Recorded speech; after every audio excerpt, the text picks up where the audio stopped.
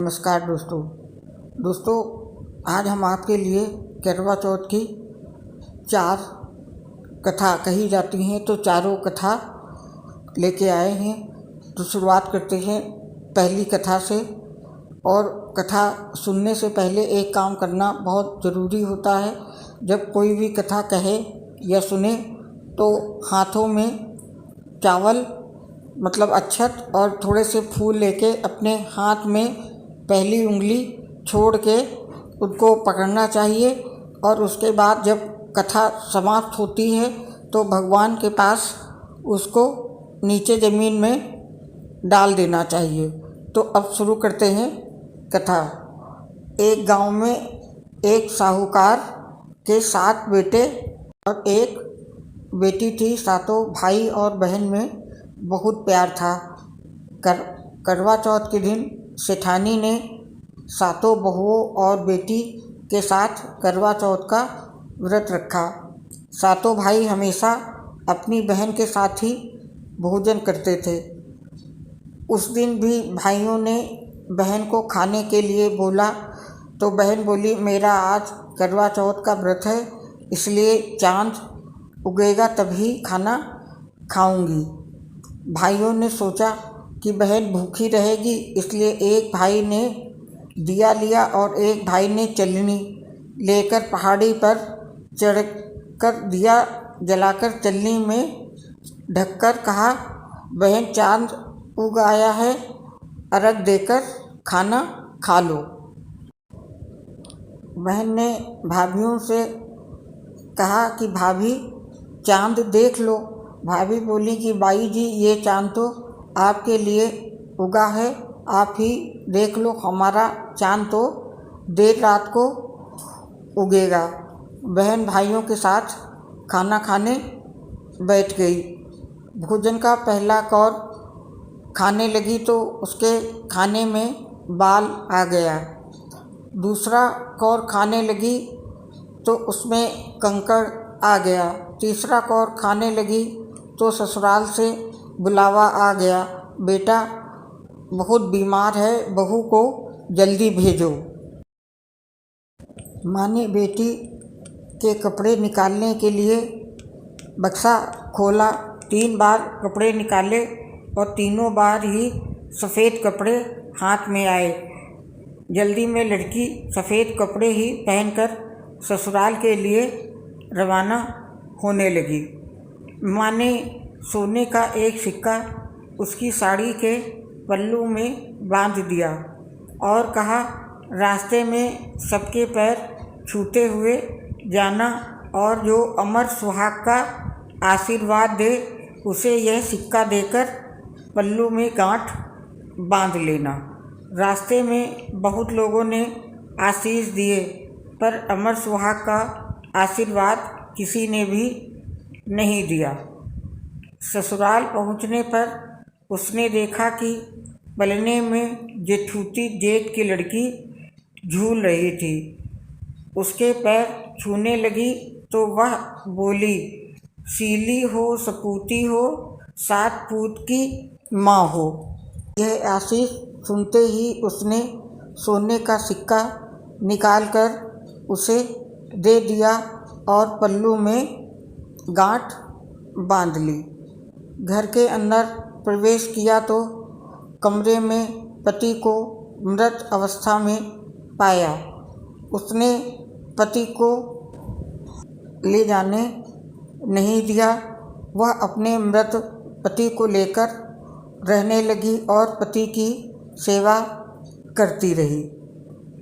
सासू बचा हुआ ठंडा बासी खाना नौकरानी के हाथ यह कहकर भिजवाती थी कि जा मुर्दा सेवनी को खाना दे आ। बाद माघ महीने की तिल चौथ आई तो उसने माता से प्रार्थना की और कहा, माता मुझे मेरी गलती का पश्चाताप है, मुझे माफ़ कर दो। चौथ माता मेरा सुहाग मुझे लौटा दो, मेरे पति को जीवित कर दो। माता ने कहा, ये मेरे हाथ में नहीं, बैसाखी चौथ माता तुम्हारा सुहाग लौटाएंगी। बैसाखी चौथ पर उसने फिर प्रार्थना की तो माँ ने कहा, भादुड़ी चौथ माता तुम्हारा सुहाग तुम्हें देंगी। भादुड़ी चौथ माता से प्रार्थना करने पर उन्होंने कहा, सबसे बड़ी कार्तिक चौथ माता की नाराज़गी के कारण तुम्हारे साथ यह हो रहा है। उन्हें प्रसन्न करने पर ही तुम्हें जो चाहिए वह मिलेगा। कार्तिक महीने में चौथ माता स्वर्ग से उतरी तो गुस्से में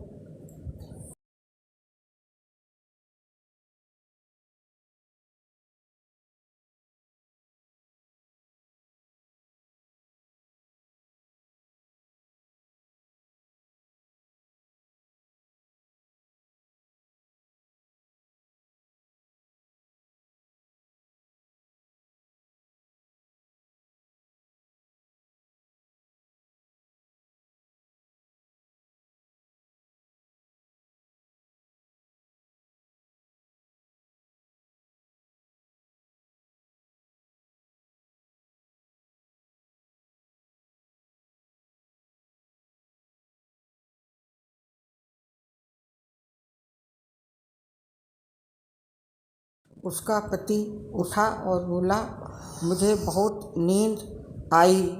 तब उसने अपने पति को बताया कि वह 12 महीने से उसकी सेवा कर रही थी और चौथ माता ने उसका सुहाग उसे लौटाया है। तब उसका पति उससे कहता है, हमें चौथ माता का उद्यापन करना चाहिए। चौथ माता की कहानी सुनी और उद्यापन का चूरमा बनाया। दोनों खा पीकर चौपड़ खेलने लगे। नौकरानी खाना लेकर आई तो यह देखकर तुरंत जाकर उसकी सासू को बताया। सासू ने आकर देखा तो वह बहुत खुश हुई। बहू से पूछा, यह सब कैसे हुआ? बहू ने सास के पैर छुए और बताया कि यह चौथ माता का आशीर्वाद है। सभी लोग चौथ माता की कृपा देखकर बहुत खुश हुए। सभी स्त्रियों ने पति की दीर्घायु के लिए चौथ माता का व्रत करने का निश्चय किया। हे चौथ माता, जैसा साहूकार की बेटी का सुहाग अमर किया वैसा सभी का करना। कहने सुनने वालों को, हुंकारा भरने वालों को सभी का सुहाग अमर कर देना। बोलो मंगल करणी दुख हरणी चौथ माता की जय। तो दोस्तों, ये कथा यहाँ पे समाप्त होती है। इसके बाद आएगी दूसरी कथा। नमस्कार दोस्तों, आपके साथ शेयर कर रहे हैं करवा चौथ की पुरानी कथा। बहुत समय पहले की बात है।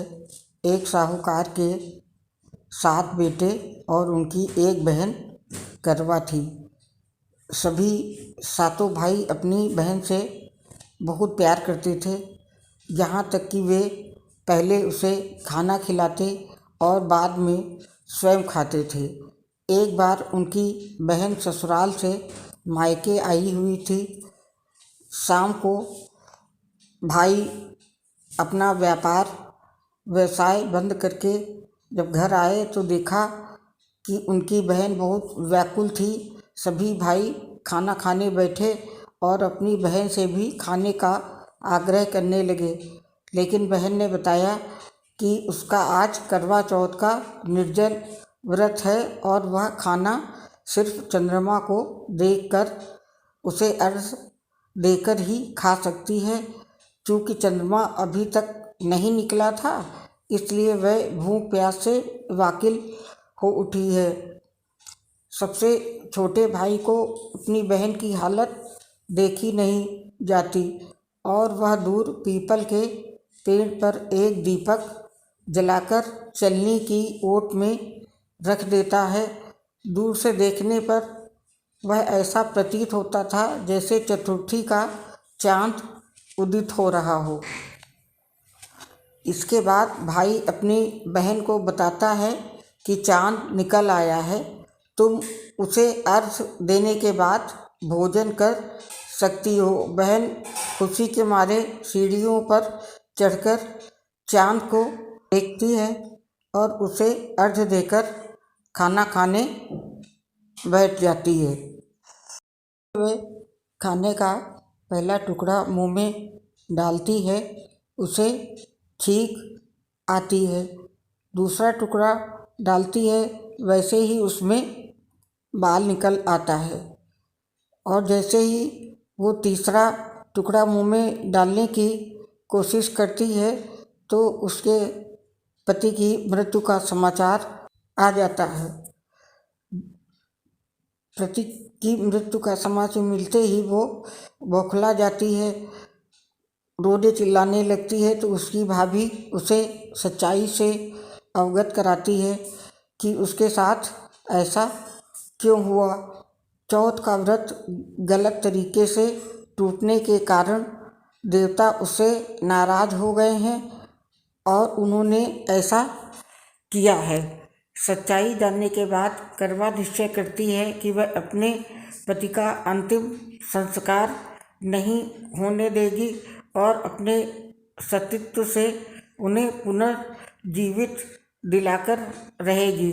वह पूरे 1 साल तक अपने पति के शव के पास बैठी रहती है, उसकी देखभाल करती है, उसके ऊपर उगने वाली सुई नुमा घास को वह एकत्रित करती रहती है। 1 साल बाद फिर कार्तिक चौथ का दिन आता है। उसकी सभी भाभियाँ चौथ का व्रत रखती हैं। जब भाभियाँ उससे आशीर्वाद लेने आती हैं तो वह प्रत्येक भाभी से यम सुई ले लो, पिए सुई दे दो, मुझे भी अपनी जैसी सुहागिन बना दो, ऐसा आग्रह करती है। लेकिन हर बार भाभी उसे अगली भाभी से आग्रह करने को कह के चली जाती हैं। इस प्रकार जब छठे नंबर की भाभी आती हैं तो करवा उनसे भी यही बात दोहराती है। वह भाभी उसे बताती है कि चूँकि सबसे छोटे भाई की वजह से उसका व्रत टूटा था, अतः उसकी पत्नी में ही शक्ति है कि वह तुम्हारे पति को दोबारा जीवित कर सकती है। इसलिए जब वह आए तो तुम उसे पकड़ लेना और जब तक वह तुम्हारे पति को जिंदा न कर दे उसे छोड़ना नहीं। ऐसा कहकर वो चली जाती हैं। सबसे अंत में छोटी भाभी आती है। करवा उससे भी सुहागन बनाने का आग्रह करती है, लेकिन वो टाल मटोली करने लगती हैं। उसे देख करवा उन्हें जोर से पकड़ लेती है और अपने सुहाग को जिंदा करने के लिए कहती है। भाभी उससे छुड़ाने के लिए नोचती खसोटती हैं, लेकिन करवा उन्हें नहीं छोड़ती है। अंत में उसकी तपस्या को देख भाभी पसीज जाती हैं और अपनी छोटी उंगली को चीरकर उसमें से अमृत उसके पति के मुंह में डाल देती हैं। करवा का पति तुरंत श्री गणेश कहता हुआ उठ बैठता है। इस प्रकार प्रभु कृपा से उसकी छोटी भाभी के माध्यम से करवा को अपना सुहाग वापस मिल जाता है। करवा माता की कृपा से, प्रभु की कृपा से जैसे करवा का दिन अच्छे हुए उसी प्रकार सबके अच्छे दिन ऐसा बने रहें। बोलो करवा माता की जय। अब तीसरी कहानी। नमस्कार दोस्तों, हिंदू धर्म में आज भी जब लड़की की शादी होती है तो धोबिन से सुहाग दिलवाया जाता है। इसके पीछे की ये एक पौराणिक कथा है जो करवा चौथ पे आज भी कही जाती है, सुनी जाती है। आज आपके लिए वही कथा लेके आए हैं, तो शुरू करते हैं कथा। पुराणों के अनुसार करवा नाम की एक पतिव्रता धोबिन अपने पति के साथ तुंगभद्रा नदी के किनारे स्थित गांव में रहती थी। उसका पति बूढ़ा और निर्बल था। एक दिन जब वह नदी के किनारे कपड़े धो रहा था, तभी अचानक एक मगरमच्छ वहां आया और धोबी के पैर अपने दांतों में दबाकर यमलोक की ओर ले जाने लगा। वृद्ध पति यह देख के घबराया और जब उससे कुछ नहीं कहते बना तो वह करवा करवा कहकर अपनी पत्नी को पुकारने लगा। अपने पति की चीख पुकार सुनकर धोबिन करवा वहाँ पर आई। तब उसने देखा कि मगरमच्छ उसके पति को यमलोक पहुँचाने ही वाला था। तब करवा ने मगर को कच्चे धागे से बांध दिया और मगरमच्छ को लेकर यमराज के द्वार पे पहुँची। उसने यमराज से अपने पति की रक्षा करने की गुहार लगाई और बोली, हे भगवान, मगरमच्छ ने मेरे पति के पैर पकड़ लिए हैं। आप मगरमच्छ को इस अपराध के दंड स्वरूप नरक भेज दें। करवा की पुकार सुन यमराज ने कहा, अभी मगरमच्छ की आयु शेष है, मैं उसे अभी यमलोक नहीं भेज सकता। इस पर करवा ने कहा, अगर आपने मेरे पति को बचाने में मेरी सहायता नहीं की तो मैं आपको श्राप दूंगी और नष्ट कर दूंगी। करवा का साहस देखकर यमराज भी डर गए और मगर को यमपुरी भेज दिया। साथ ही करवा के पति को दीर्घायु होने का वरदान दिया।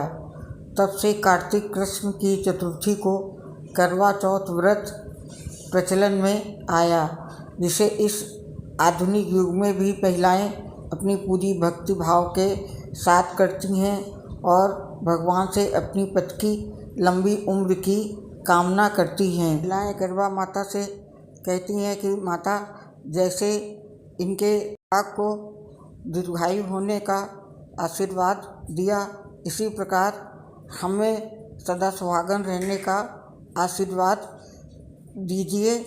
और कहा जाता है कि धोबिन ने मगरमच्छ को कच्चे धागे से एक पेड़ से बांध दिया था। धोबिन के अच्छे दिन आए, ईश्वर सभी के ऐसे अच्छे दिन आए। जय करवा माता की।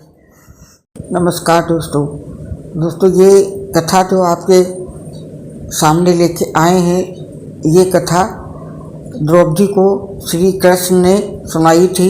ये शिव पार्वती जी की कथा है। एक बार अर्जुन नीलगिरी पर तपस्या करने गए। द्रौपदी ने सोचा कि यहाँ हर समय अनेक प्रकार का विघ्न बाधाएं आती रहती हैं, उनके शमन के लिए अर्जुन तो यहाँ है नहीं, अतः कोई उपाय करना चाहिए। ये सोचकर उन्होंने भगवान श्री कृष्ण का ध्यान किया। भगवान वहाँ उपस्थित हुए तो द्रौपदी ने अपने कष्टों के निवारण हेतु कोई उपाय बताने को कहा। इस पर श्री कृष्ण बोले, एक बार पार्वती जी ने भी शिव जी से यही प्रश्न किया था, तो उन्होंने कहा था कि एक करवा चौथ का व्रत गृहस्थी में आने वाली छोटी मोटी विघ्न बाधाओं को दूर करने वाला है। यह पितृ प्रकोप को भी दूर करता है। फिर श्री कृष्ण ने सुनाई। इस प्रकार वो कथा है। प्राचीन काल में एक धर्मपरायण ब्राह्मण के 7 पुत्र तथा 1 पुत्री थी। बड़ी होने पर पुत्री का विवाह कर दिया गया। कार्तिक की चतुर्थी को कन्या ने करवा चौथ का व्रत रखा। 7 भाइयों की लाडली बहन को चंद्रोदय से पहले ही भूख सताने लगी। उसका फूल सा चेहरा मुरझा गया। भाइयों के लिए बहन की ये वेदना असहनीय थी, अतः वे कुछ उपाय सोचने लगे। उन्होंने बहन से चंद्रोदय से पहले ही भोजन करने को कहा, पर बहन न मानी। तब भाइयों ने स्नेहवश पीपल के वृक्ष की आड़ में प्रकाश करके कहा, देखो चंद्रोदय हो गया, उठो अर्घ्य देकर भोजन करो। बहन उठी और चंद्रमा को अर्घ्य देकर भोजन कर लिया। भोजन करते ही उसका पति मर गया। वह रोने चिल्लाने लगी। देवयोग से इंद्राणी देववासियों के साथ वहाँ से जा रही थी। रोने की आवाज़ सुन वे वहाँ गईं और उससे रोने का हुई कारण पूछा। अब ब्राह्मण की कन्या ने पति की सेवा हाल करती हुई कह सुनाया। 12 महीनों तक ने कहा, प्रत्येक तुमने करवा चौथ को यथाविधि में चंद्रोदय से फिर करवा चौथ को अन्न जलवत गौरी कर लिया। गणेश इसी से तुम्हारे के सहित पति की चंद्रमा का पूजन करो और चंद्र उदय के बाद अर्घ्य देकर अन्न जल ग्रहण करो तो तुम्हारे पति अवश्य जीवित हो उठेंगे। ब्राह्मण कन्या ने अगले 12 माह की चौथ सहित विधिपूर्वक करवा चौथ का व्रत किया। व्रत के प्रभाव से उसका मृत पति जीवित हो गया। इस प्रकार यह कथा कहकर श्री कृष्ण द्रौपदी से बोले, यदि तुम भी श्रद्धा एवं विधि पूर्वक इस व्रत को करो तो तुम्हारे सारे दुख दूर हो जाएंगे और सुख सौभाग्य धन धान्य में वृद्धि होगी। फिर द्रौपदी ने श्री कृष्ण के कथनानुसार करवा चौथ का व्रत रखा। उस व्रत के प्रभाव से महाभारत के युद्ध में कौरवों की हार तथा पांडवों की जीत हुई। तो जिस प्रकार उस ब्राह्मण की कन्या का सुहाग जीवित हो उठा करवा माता, इसी प्रकार सबको सुख समृद्धि दे करवा माता की जय। दोस्तों, करवा की कथाएं यहाँ पे समाप्त होती हैं। आपको अच्छी लगे तो लाइक करिएगा। अपना बहुमूल्य समय देने के लिए बहुत बहुत धन्यवाद। नमस्कार।